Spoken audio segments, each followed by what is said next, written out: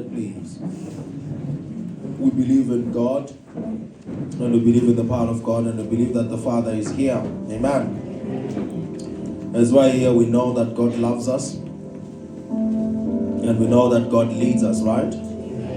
If we're led by God, everything will go well. If we try to lead ourselves, we will lose focus. Yes, we'll lose focus. Somebody read for us, please. Thank you, Father.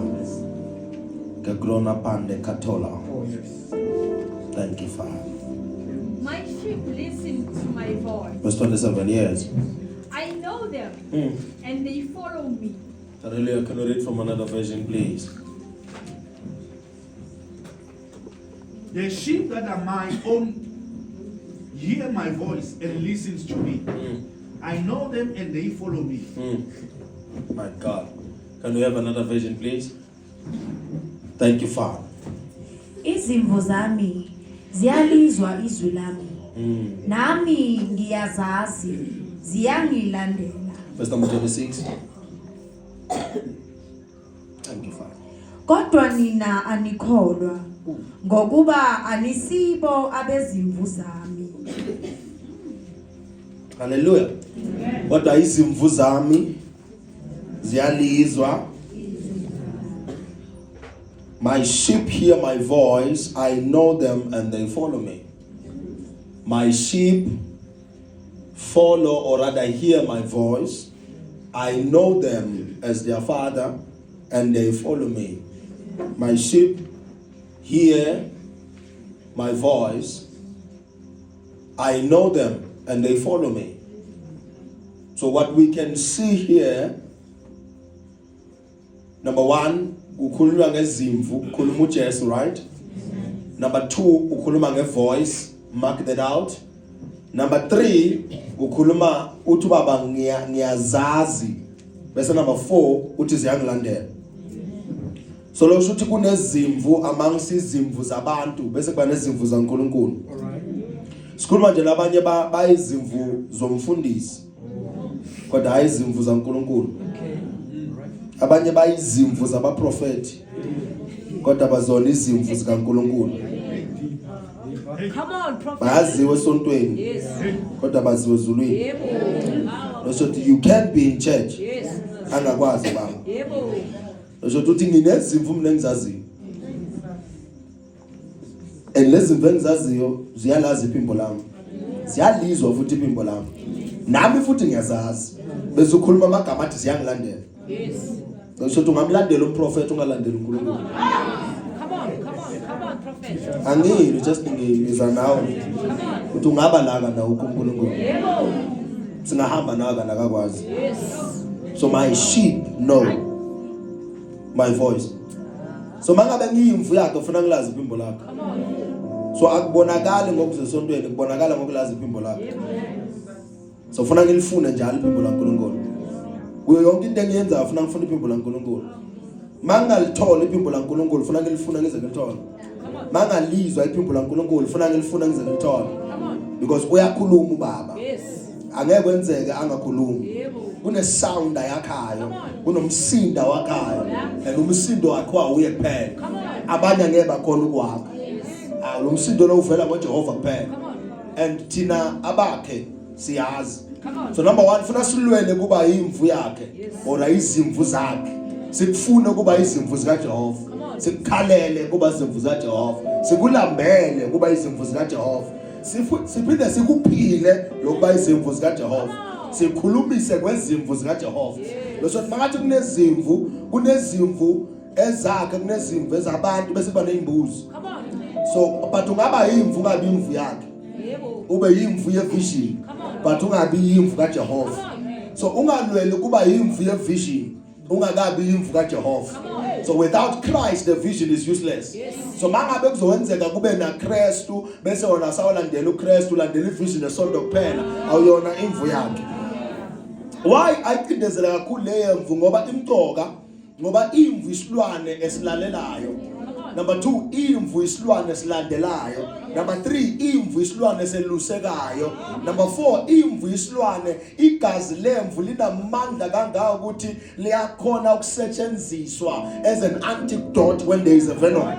Lezothi igazi lemvu lilodwa liyakhona ukusetshenziswa as an anti-venom. Lezothi mangabe ungalunywa inyoka ingathathwa ivenom ifakwe emvini ingafi kodwa bese iyadrowa legazi bese kwakhe ivenom actually kwakheka i-antidote bese uyaphiliswa wena. Imvu isilwane noma sibonakala ngathi silibele sikhipha amafinyila kodwa siyalalela. Imvu futhi ihamba yini kodwa lento laphezu kwemvu uboya, right? Isho ukuthi uboya, right? Yeah, kwakhona ama-jacket fudumele imvu la ikhona kunemfudumalo. So ngeke uthi uyimvu ungena comfort. Ngeke kube yimvu ungakwazi ukufudumala ukuthi kuba nemfudumalo. Ungenayo hospitality awuyona imvu. Yeah, ufuna ukwazi ukuphilisana nabantu bawimvu. Ufuna ukwazi ukuphilela abantu bawimvu. Awusiyimvu ngoba uyakwazi ukwenza izinto eshiwo uprofeti. Uyimvu ngoba uyakhona ukuthi noma wenza izinto eshiwo uprofeti uyakhona ukuphilisana nabantu abaphansa lo prophet. So awubi yimvu nje ngoba ubhalisile lakhaya, uba yimvu ngoba duzane nawe kunemfudumalo. People are comforted when they are connected with you. Uyazi imvu kuzehlekiswa ngayo ukuthi noma ngathiwa yokukala iweleweni zonke siyalandela, but okungichaza ukuthi yalandela. Abanye abantu abazona izimvu ngoba bakazi ukulandela. Abanye bayakwazi ukulalela kodwa hayi ukulandela. Abanye abantu abaluseka abalandeli. Noma ngabakhombisana ukuthi lento le iyaphila bayakuzwa kodwa bakulalela. Futhi angeke bakulandela. So abanye abantu baguda ekulaleleni but hayi ekulandeleni. Wena ke kuthandazela ukuthi baba ngicela Nkosi yami ngingalaleli kuphela kodwa bese ngiyalandela. Wabathola abantu bami kodwa ngizobathola ingakapheli le service. But ezam izimvu ngiyacela baba ngibalo kulezakho. Ube umthandazo wakho ngesashumayela namhlanje bawubala izimvu zakho ngathi ngikhomba nami. Ya angabe yimvu ngoba ngifake iroge elide kodwa inhliziyo yami yimbi. Angabe yimvu ngoba nginesuthu kodwa lingaphakathi lami eligayimbozi. Angibe yimvu azoyikhomba ubaba. Angabe good prophet ngamagama abanye abantu. Angibe good nje uNkulunkulu na prophet. Angabe good esontweni ngamagama abantu. Angibe good egameni likaBaba. Angibe yimvu kaJehova. Ilwele lento ngicela ukuba imvu yakho. Kodwa noma umthandazelo ungalwi nami uyendele uthandaza ukuthi baba ngicela ukuba imvu yakho. Kubalula ukweluswa uprofeti mawuluswa uNkulunkulu. Imvu yeluseka. Ngicela ukweluseka uNkulunkulu ngikhalime, ngikhuze, ngikhuthaze, ngibuyise mangilahleka, ngilande futhi mangilahleka. Yiza kimi mangilahlekile. Lize lithi uyayifuna yodwa elahlekile. Ashiye zu-99 bathi ngicela bakulemvo igijimisayo. Nangabonakala esibayeni ngicela ungifune. Ayabekho nabakodwa lokhuluma la. Bangasatholakala emthandazweni ngicela ungifune basengasakhonzi ngendlela efanele ngicela ungifuna. Angifuni ukufuna abantu bomhlaba. Ngicela ukufuna nguwe Jehova. Bakhona bafuna abantu kodwa ngifuna wena ukuthi ufana ufune mina mangilahleka ngoba abantu bomhlaba bangangithola babe lokubangimalisela ngikhumbuze ngalahleka. Bible lithi akakho washumayela uprodigal son, but the prodigal son lithi yabuya kuma senses wakhe. Sothi ubaba wayibheka wayibona ukuthi kufanele ibuye emuva wasukhuluma nayo direct. Ake sewukhulume nami Jehova base nginyathela ngendlela ongayifuni. Awukhulume nami Jehova base ngikhelelana nawe. Awukhulume nami Jehova base ngathi inqumo ezingilahlekisa ebukhoneni bakho. Lena sengithatha inqumo ezimhlukanisa nawe. Baba ngiyacela ngicela umsondelele. Mangisondelela umuntu uyongikhulumisa kabi. Uyokhuluma kabi kungenzeka sikabane bengicela wena uzilandele mina. Oh madala umthandazo lona ngiyawuzwa inaba bembonane ngiyacela baba ungilande. Cela ulande mina please Nkosi. Landa mina ngiyabona umndeni wami basalulanda mina. Ngiyabona ubhuti wami unjanjana kodwa landa mina. Ngiyabona abakithi baso bathi landa imvu. My sheep. It can please me. to hear God saying, this is mine. Woo! That's how I can get that. That's what this is mine. Matthew chapter number 3, Bible mama kama nitu watu chesa pachatiswa watu nkulunkulu esulu indodana yamle nami ngiyifuna lento le ngathi mangenza izinto uNkulunkulu angashathi indodana yamle ilalele. Yazi ukuthi kululu baba ukuthi enza abantu ukuthi bakulalele lethu wena mawumlalela.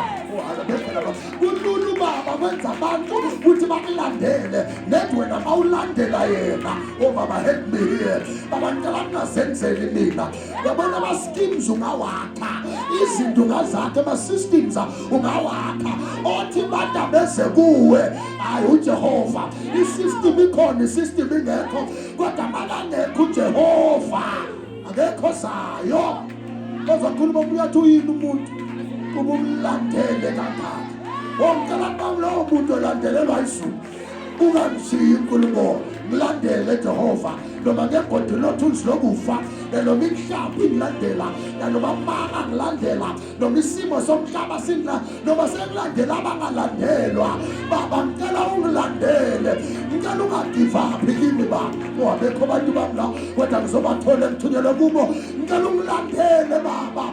Follow me, Lord, until I turn back to my senses. Follow me until I'm on fire for you. Follow me until I find favor in your eyes. Follow me until I function like you. Follow me until I'm in your field. Follow me until I look like the sons of Elohim. Follow me until I am fierce as you want me.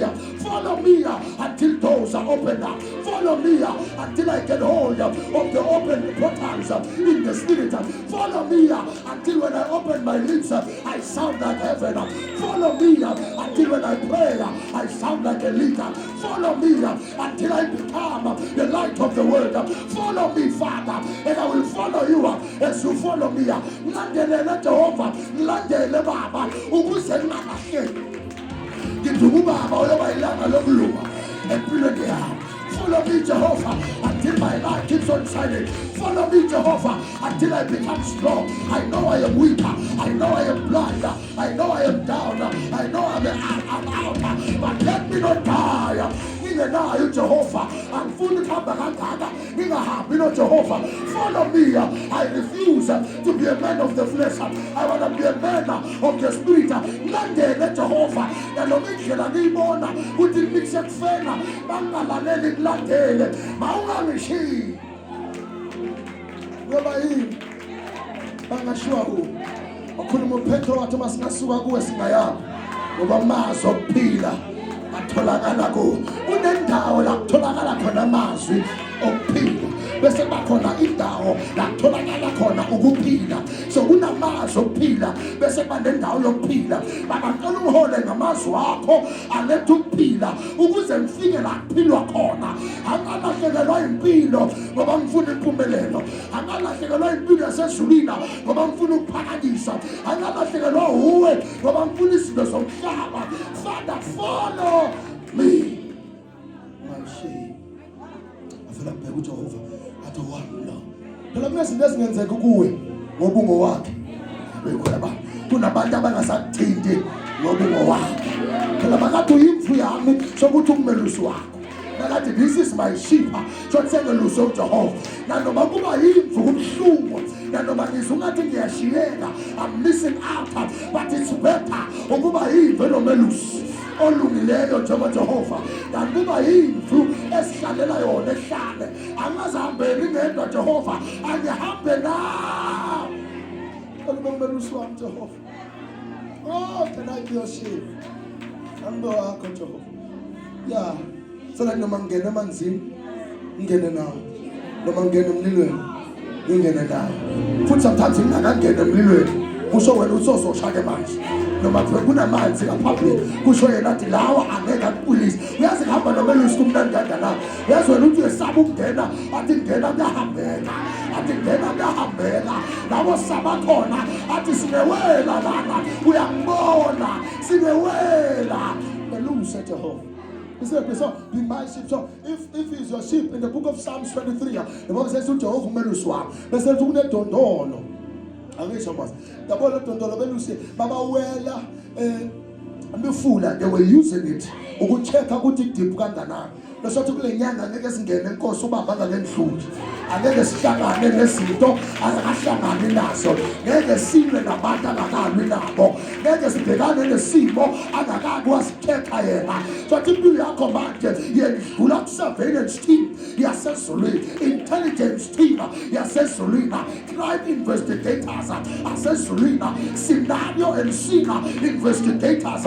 Before it's presented to you, it's presented before God. Ngakho kunegunya eliphelele lokusho ukuthi nobanga kwenzane angeke bakunqobe. Why? Ngoba ngiyazi lokho engibhekene nako kwendlule phambi kwaJehova, kwendlule esandleni sikaJehova. Kuyawulimaza umoya kodwa ngeke ngeke ungilimaze mina ngoba uyangazi umhlengi wami, uyangazi uJehova. Bathi le nto engulethele yona ayisiyokukubulala, for I know the plans that I have for you. They are not plans to kill you or destroy you, but they are plans to make you prosper. Isn't that great? My soul, there's a dimension where God will call you His. I want to be in that dimension. I want to be in that level where He will call me His. That's what ingane yakho ilola kanganani. That's ingane yakho ilola kanganani. Bafuna ukwazi ukuthi umelusi uyivikela kanganani imvu yakhe kuDavid. Bible kwavela ibhubesi kwazwana indabudabula yawelusa kanjalo uJehova kwavela inkonyama wayithi kwavela ngisho lempele walithi losothi namanje mangabe angimelusi wethu akunandaba ukuthi kuyovela akusho ukuthi isimo ngesivele kodwa ukhona osibamba asidabudabule akusho ukuthi izinto ezimbi angeke bayilungise bayoyilungisa kodwa uJehova will handle it. Ilabantu abangizwa ngithi mina ubaba will handle it. Lento obhekene nayo incane God is handling it. Lento phambi kwakho incane God will handle it. Lento obukene nayo incane God will handle it. Lento izwayo incane God will handle it. Awuthini umakhelwane uthi God is handling it. God is handling it. God is handling it. Though it seems higher, God is handling it. Though it's hurting your soul, God is handling it. God is handling it. It seems like a hindrance, but God is handling it. It seems like a problem, but God is handling it. It feels like it will destroy you, but God is handling it. Even though it feels like it's there to nullify you, but God is handling it. Even though it seems like it will destroy you, my God is handling it. Even though it's taking you out of line, God is handling it. Even though He is with the final lashes behind your back, God is handling it. Then your ibonayo is about to be ignited by the fire of God. It's all challenge.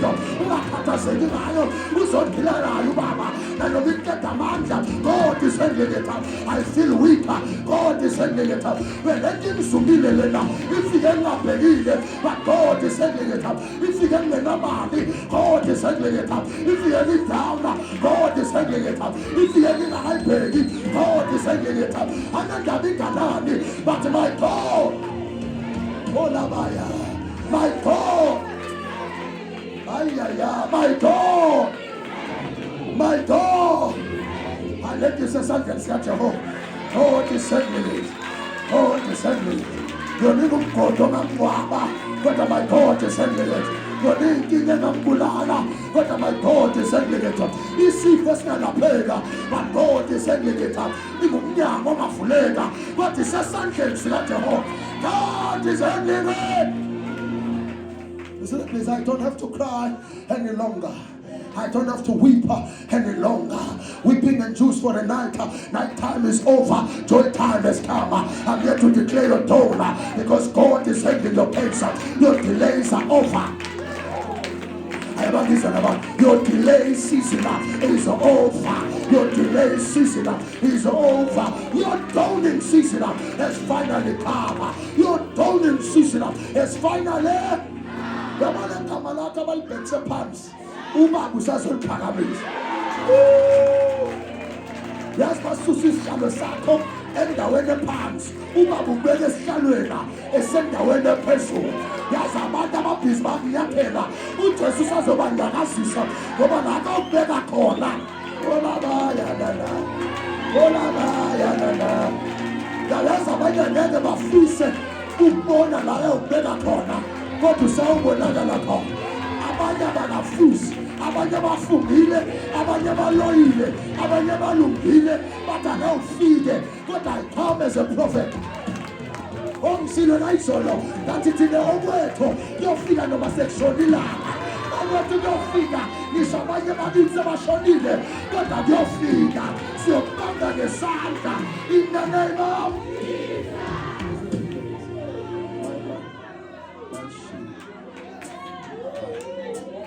my sheep.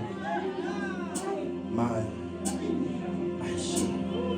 He calls me mine. Abela yimuntu ngwakhe. Asana ndaba nabantu.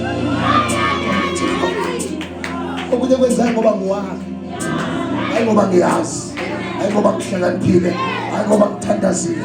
Hayi ngoba ngiwakhe. Hayi ngoba ngiwakhe. Khona ngasavumi kwenzeke kimi ngoba ngiwakhe. Hayi ukuthi angebahlele bawuhlela bahlanga. But ngoba ngiwakhe. I belong to Jesus. I belong to the Master of Masters. I belong to the King of Kings. Ngoba ngiwakhe angeke kusenzeka. Angibazi balungisela kodwa ngoba wakhe angeke kwenzeke. I stand as a prophet. I say abakuhlanganisile it will not happen. It will not happen. Bonke kubi abakuhlanganisile against your friends, against your family, against your business. Angeke kwenzeke. Angeke kwenzeke. Angeke kwenzeke. Angeke kwenzeke. In the name of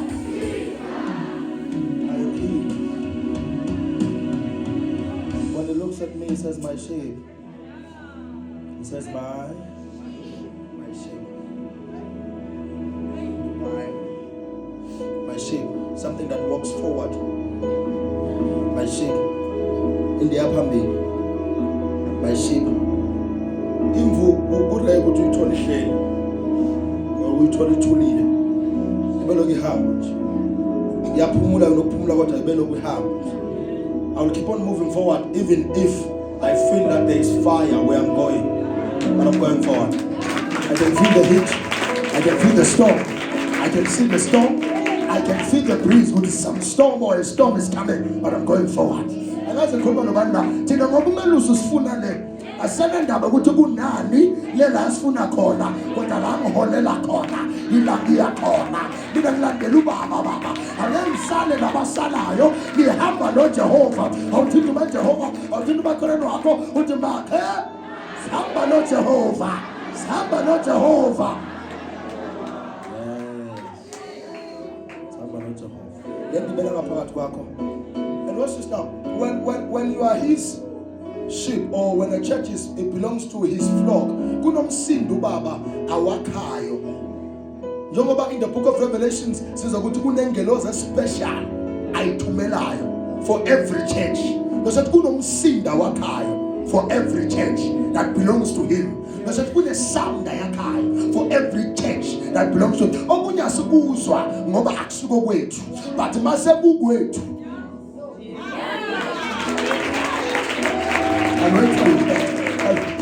Masengumsindo wakhe uyasukumela ungasukulisi ayabekho labantu yabona akumenyezwa nokumenyezwa uvela uyimele wona uphamisa isandla ngoba lo msindo wakhe isense kuwe ayabekho labantu kodwa nje bathola kubafunayo ngithi kunomsindo baba bangabe ugula kwabeka umsindo ehilika nami na uzimela wena bese yeza ukuthi I am healed. I don't know what I'm talking to but now umsindo wakho angeke sikhuthaze ukuthi umele inyawo nesithi ukuthi memeza nesithi ushaya izandla owami lo msindo lo baba ngicela lo msindo abethu banawo uzumsindo wase uyabuza kwenzakalani bathu uJesu yedlula wasamemeza batnewa wathi bawungangedluli Jesu dodana kaDavide lo msindo siza nawo kule second quarter will change your life, will change your mission, will change the trajectory of your life. Lo msindo siza nawo uyakhoza isipho. Lo msindo siza nawo indlela yokuhlala, indlela yokukhuluma, indlela yokwenza, indlela yokuthandaza, indlela yokuwosipha, indlela yokushumayela iyaguquka manje in the name of Jesus. Listen please, bathi siyalazi iphimbo lami. They know my voice. They know my. Ask yourself every day, do I know the voice of my shepherd? Do I know the voice of my shepherd? I must know. So now, say ngiyalazi iphimbo la prophet, but ngiyalazi iphimbo la nkulunkulu wami. wami nanoma siyakhuluma ngoprofet. Noma siyakhuluma through the prophet ukhuluma kanjani? Ngimzwa kanjani uNkulunkulu mase akhuluma via a worshiper? Ngimzwa kanjani? Because I must hear God while people are busy, while people are Psalms 29 verse number 3, the voice of the Lord is upon the waters, and the glory that of God, the God of glory thundereth. Let's bring message translation so that it's over clear. Get a song. God thunders across waters. Shothi umsindo kaJehova kuthi noma ngabe usemanzini kanjani angakwilisa usesimene esigana singakwilisa, but the voice of God thunders upon those waters. Leso noma around la kumsindo abantu abathi uyaphansi uyafa ngewulungelwe izinto, le voice yaNkulunkulu ilevelayo ithi qhubeka, ilevelayo ithi bambelela, ilevelayo ithi zoqoba, ilevelayo ithi zophumelela, ilevelayo thunders on top. Bese isimo sakho baze bathi sibukayi besingafiki phimbo lithi that's the voice of God speaking over your fears. I prophesy this season in people like Jehovah, this season in people like Jehovah, let's receive for Sako in the name of number 2, Psalms 29 verse number 4. The voice of God is powerful. So every time God speaks, you feel power. Even when you don't feel the power or you are not feeling the power, little my sheep know my voice. How is the voice of God? Little Psalms 29 verse number 5. The voice of verse number 4. The voice of God is powerful. Voice yaNkulunkulu inamandla. Neka khuluma ubaba ungawezwa amandla. Angazakhulume kuyezwakala. Kuthi akakhulumile. The voice of God is powerful. Angakhuluma ubaba uyezwa na. Noma ngabe uzophelelwa amandla uyezwa na uthi nabona manje seyikhulumile ingonyama yomndeni wakaZutha sengiyezwa baba. Noma usamthandazela when he speaks ngendlela basuthandaza ngayo. Babuza ukuthi dambanda khaba yakho. Uyezwa na uthi because God has spoken. Listen to me. Ngulukhuluma la ngithi kule simo sakho kuyokhuluma ubaba phezulu basi. Yazi abanye basho ukuthi akawuvuke kusasa. Ayabangisa lapha. Ngithi abanye basho ukuthi angeke uvuke kusasa. But I stand as a prophet. I stand as a voice from the house of God. Uyovuka kusasa. Into zakho shoba right. Uyophumelela. Into zakho shohlangana. Izulu liyahlanganisa. In the name of the voice of God is powerful. Pay attention. The voice of God is powerful. The voice of God is powerful. Listen very carefully. The voice of God is powerful. Not was powerful. Not will be powerful. Is powerful. That's what we say. Is powerful now. Every moment there is your message. The voice of God is powerful. Nobody long kulma manje. You kulma isulate. Unabanya bashumele lisomanje ba. Unabanya baniyeza manje amasha. Unabanya bakhuthazayo ba. Unabanya baphakamsayo. Some are being encouraged. Some are being empowered. Some are being enriched. Some are being enriched because of the voice of God that is powerful. Azungulungula ngakhuluma lesangoma silahlikwa. I say khulumile ndoda madoda. Khuluma lesangoma silahlikwa. Khuluma lesidaba silahlutshwana. Khuluma lobebaya lahle yonke. Awukhulume phola baba. Awukhulume with baba. Speak with your power in the name of Jesus. The voice of God is powerful. Can I talk to you? So I must not fight to be powerful. I must fight to be a vessel that amplifies the voice of God that is powerful. So I must not fight to be powerful. I must be the speaker. Let the pumala ingena la. Let the pumala ingena kuphi la. Angalwele kuba microphone. Angalwele bang speaker. Khuluma ngam Jehova. Khuluma kimi Jehova. Khuluma isipensam Jehova. I will speak as verse in the amandla. Speak, O God, and I will speak whatever you say in the name of. Can I bring something new? The voice of God. Little people are going on. The voice of God is full of majesty. The voice of God is full of majesty. Let's bring something new. Verse number 5. The voice of God breaketh cedars. Oh, the voice of God smashes cedars.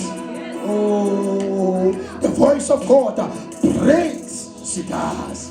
The voice of God breaks cedars. The voice of God smashes cedars. The voice of God breaks cedars. The voice of God. The way people are going to amadimona abalega amajoka aphuka angazakhuluma ubaba ukhona okuphukayo. Where God speaks, there is a breaking point. Where God speaks, there is a breaking point. When He speaks, there is a turning point. When He speaks, there is intervention. When He speaks, there is a breaking. That's what also would be pulling him up. But God is about to break them. Altars are about to break. Yokes are about to break. Structures are about to break. Systems are about to break. In the name of Jesus. Please give me energy. I'm this one, please. Help me. The monitor must give me some power. One day shut down. What time is this one? It will be the God will break it.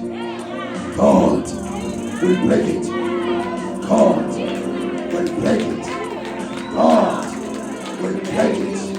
God will break it. God will break it. God will break it. God will break it. God will break it. Unless He misconstrues Ganani, God to Baba, He will break it. It's about to be broken. It's about to be broken. It's about to be broken. So yes. Breaks. Is la kulukulu. Ola badabaya. Is la kulukulu.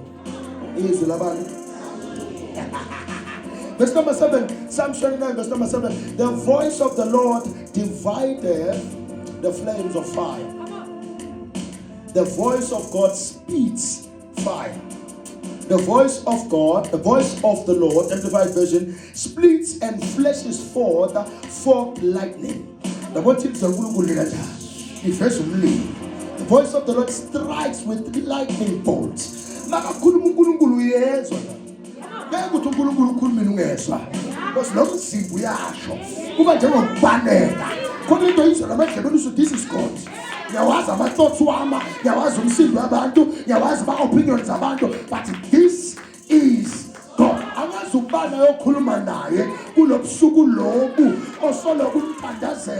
But God is about to speak in the name of Jesus. Last one. This one is the last one. The voice of the Lord shaketh the wilderness. The wilderness of Kadesh.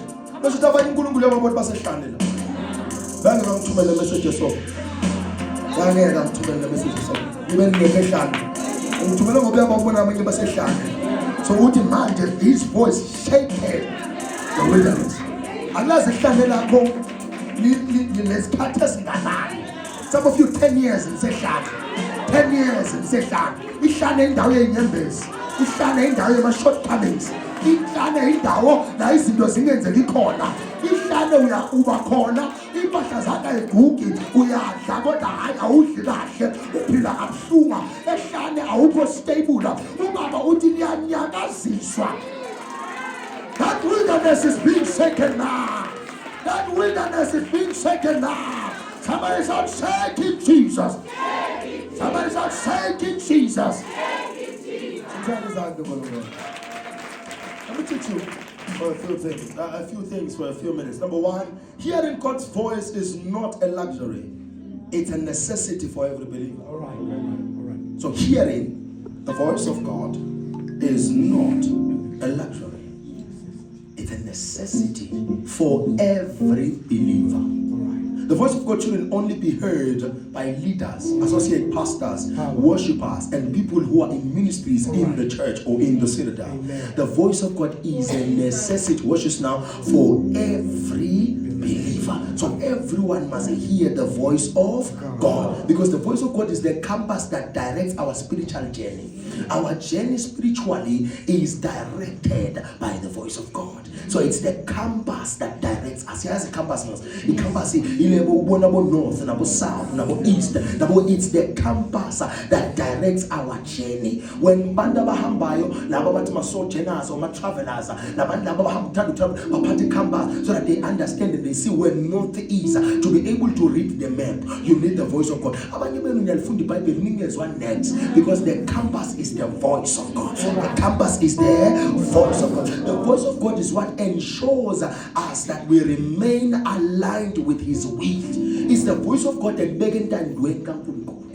Izwi la noma iphimbo likaNkulunkulu yilo ligcina entandweni yaNkulunkulu. Kulula ukuphuma entandweni yaNkulunkulu mawungamuzwa uJehova. Kulula ukulahleka mawungamuzwa ubani uJehova. But it's easy to stay in the will of God when you hear God. When you hear God, without divine connection, we risk navigating our life based on human wisdom. Ngokuhlakanipha komhlaba. Nangabe singalizwa iphimbo laNkulunkulu, siyohamba ngokuhlakanipha kwani komhlaba. Ngeke uzenze izinto zamoya ngenhlakanipho yasemhlabeni. Udinga inhlakanipho yakuphi yasezulwini. And inhlakanipho yasemhlabeni illimited nganzakwena. Everyone knows ukuthi ukuhlakanipha kwakho umuntu uthi uhlakanipha kakhulu emhlabeni makadibana nathi uyabonakala ukuthi akazi next, because akaqondi next, akaza akaboni next. So that's why we need the voice of God. You must understand that the communication is the bedrock of every relationship. If we have effective communication in a relationship, siyazi ukuthi ayindawo. Even name ziyakhuluma ngamangana. Even abantu dumb and deaf benza njani, but they find a way to communicate. We can't have a father who doesn't speak to us. We can't have a father who speaks to us only when we worship. We need a father who will speak to us even when we wake up. God wants to speak to every child of His. As soon as you wake up, there is something that is ready for the day. Not only to give us our daily bread. This person called Jesus is from a higher sphere in the realms of the spirit. That is why He is one of the herds. That's deity.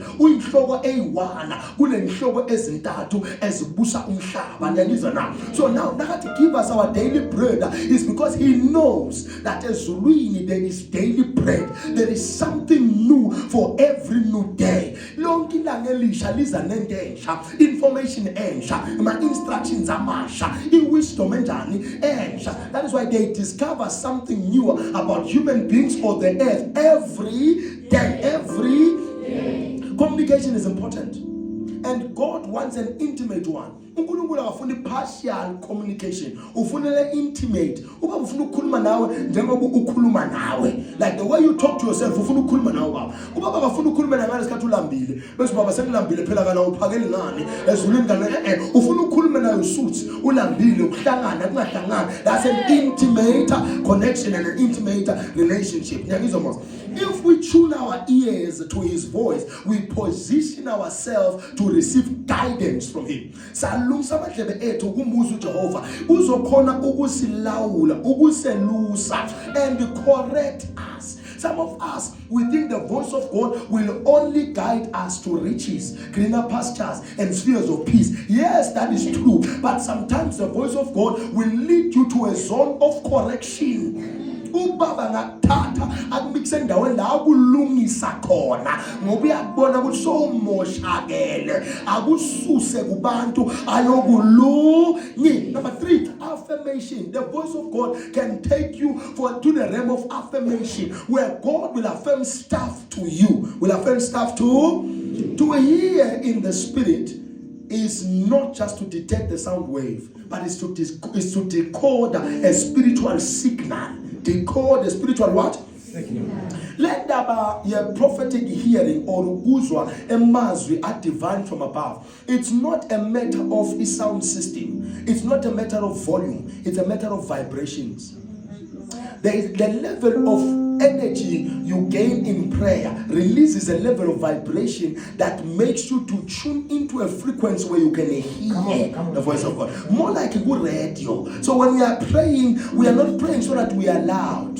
because some of you are just praying njengomuntu oswingayo afuna istage angasitholi phinde ayemuva funa wazi ukuthi ngifuna ikwekwezi what FM or whatever igagas what funa uyazi itholakala ku 90 banibani point ba ungahambi wendlule mangifika kulo 90 banibani point ba ngingayitholi angendluli ngithi one phinde ngibuye because ngiyayazi itholakala kuphi la. You must know where you hear the voice of God. That is why in the book of Genesis chapter number 3 God was speaking in a place like azikona, in a frequency like azikona ukuthi Adam ufika kuyo every time, but this particular day Adam couldn't reach the stature so that he can hear the voice of God. Kune level of ufika kuyo spiritually for you to hear the voice of God. It's not a matter of volume. Akudingi ukuthi uNkulunkulu amemeze, uNkulunkulu basitile ezwakala. uNkulunkulu basitile enza njani? You must have the art of seeing movement in silence. When we're talking about hearing God, it's about in silence. So no, there is a move of God here. There is God. But there is God here. There is God. There are rooms and spheres whereby someone here is praying. There are buildings and cities that have low crime rates. There are spaces that have low accidents. You know why? It's not because I'm a robot. It's because there is someone who's praying behind the cities. Emanyama communities, my economies, they are not collapsing. Not because by the perfect system. It's because of one thing. Someone is praying behind. The system is here, but prayer is on the other side. Someone is standing there praying. That's the art of noticing movement in silence. We need people like that in the church. People abazobona ukuthi konke shodayo kona kuyenziwa lokho kodwa kunento shoda la ngemuva because ubaba ungitshela ukuthi kune sound eshoda kunayinto nayenziwa la. If we don't have people who can notice a sound that is missing in the church, we'll have problem. Do you know that even deliverance is done under a frequency, under a sound? A pastor can be anointed, but they will wait for a certain sound for them to deliver and demonstrate. Do you know that even prophets, they wait for a certain sound? Umika want to play me something so that I will be able to prophesy. That is why it was easy for him to write prayers and prophesy. Some things await a sound. I have heard the sound of your prayer. I have heard the sound of your cries. I have heard the sound of your tears. So now God must hear the sound of the sons of Elohim. And the sons of Elohim must hear the sound of God. And in the book of Exodus, chapter number 3, the Bible, after saying, he heard the sound saying,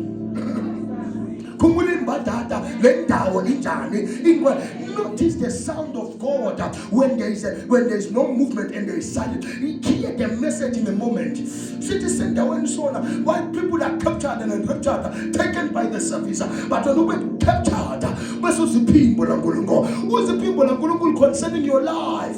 Let them be solo ignimaza. Ukona utayikona. No lentos. Isolution yayo. No emotional. Lento bemsolo ngaiboningani ngobisebane. When you come to church, the reason sometimes people preach for 45 minutes, some for an hour, is because we know that if you put your mind under subjection and the voice of God is spoken of your life for an hour, God is able to communicate with you. Uza utu just bakakhuluma nabo banyukela indaba. Then aninda nje ihora elilodwa. That's now the reason we have the services sometimes have been lengthy. So let's make sure ukuthi uyayizwa.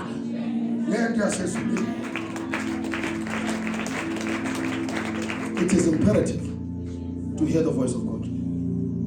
It is imperative.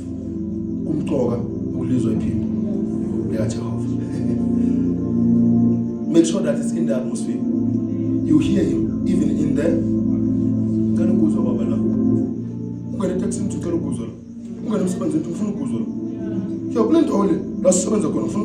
You can't tell me that you hear God when you're in church.